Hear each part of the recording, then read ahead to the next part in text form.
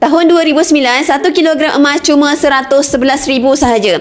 Hari ni 111,000 tu tak cukup pun nak beli 200 gram. Yang berubah bukan emas tuan-puan yang mengecil duit kita. Kalau tuan-puan tahu lebih lanjut, boleh save video saya dulu sebagai rujukan pada masa akan datang. Bayangkan kalau dulu tuan-puan fikir, tak apalah tunggu harga turun dulu. 16 tahun berlalu tuan-puan, harga tak tunggu tuan-puan. Masa tak tunggu tuan-puan. Inflasi pun tak tunggu kita. Hari ni nak beli 1 kilogram kena sediakan sekitar 670,000 tuan-puan.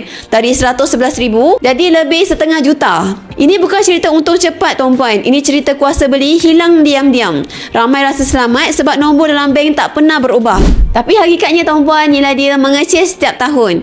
Kalaulah tuan-puan ada 111,000 hari ni, tak mampu lagi untuk beli 1 kilogram. Dalam 10 tahun lagi, mungkin tuan-puan hanya dapat 80 gram sahaja. Orang yang tunggu harga paling murah tuan-puan, rasanya mereka akan beli pada harga lebih mahal.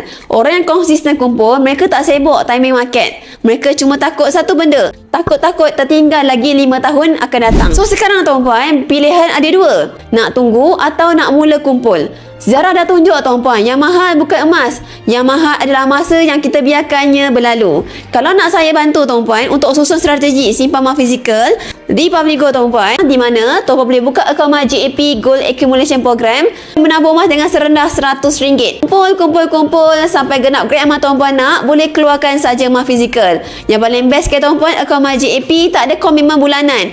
Ada duit boleh simpan, tak ada duit tak perlu simpan. Rujuk pin video saya ataupun isi borang biru kat bawah ni untuk saya bantu tuan-puan sampai kaya.